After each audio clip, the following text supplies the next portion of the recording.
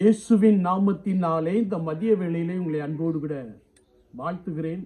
குயவனே என்ற நிகழ்வின் அடிப்படையிலே ஜெபத்தின் மேன்மையை குறித்து நாம் தியானித்துக் கொண்டிருக்கிறோம். இன்றைக்கும் சங்கீதம் 13:3 நாம் வாசிக்கின்ற போது, என் தேவனாகிய கர்த்தாவே, நீர் நோக்கி பார்த்து எனக்கு செவி கொடுத்தருளும் என்று சங்கீதக்காரன் ஆண்டவரை நோக்கி வேண்டிக் கொள்ளுகிற ஒரு ஜெபத்தை நாம் இங்கே வாசிக்க முடியும்.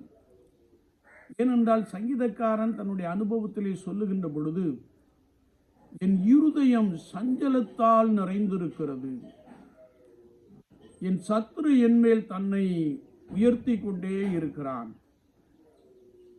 நான் மிகவும் வேதனைப்படுகிற ஒரு நபராக காணப்படுகிறேன். என்றாலும் நான் உமது கிருபையை நம்பியிருக்கிறேன், உம்முடைய ரட்சிப்பினால் என் இருதயம் களிகூரும், கர்த்தர் எனக்கு நன்மை செய்தபடியால் அவரை பாடுவேன் என்று சொல்லுகிறார்.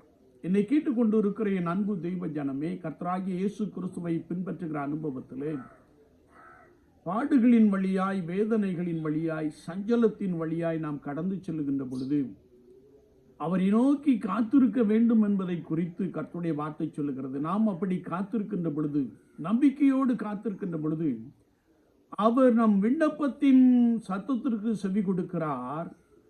அவர் நம்மை விடுவித்தபடியினாலே, அவர் சத்துருக்களுக்கு முன்பதாக நமக்கு ஒரு சிறந்த பந்தியை ஆயத்தப்படுத்தினபடினாலே, சங்கீதக்காரன் அழகாய் சொல்லுகிறார், என் சஞ்சலம் என்னை விட்டு நீங்கி போனபடியினாலே கர்த்தரை பாடுவேன் என்று சொல்லுகிறார்.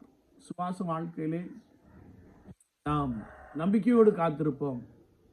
சஞ்சலம் நிறைந்த பாதையிலே ஆண்டவர் மகிழ்ச்சியை தர போதுமானவராக இருக்கிறார். நம்பிக்கையோடு கூட, ஆண்டவரே என் ஜெபத்திற்கு செவி கொடும் என்று கேட்கின்ற பொழுது ஆண்டவர் உங்களுக்கு உதவி செய்கிறார். வாழ்க்கையிலே ஒரு புதிய காரியத்தை, புதிய நன்மைகளை செய்கிறார். நீங்கள் ஆண்டவரை பாடும்படியான கிருபையை பெற்றுக் கொள்வீர்கள். ஆண்டவர் தாமே அப்படிப்பட்ட கிருபையினாலே நம்மை நிரப்புவாராக. ஆமேன், ஆமேன்.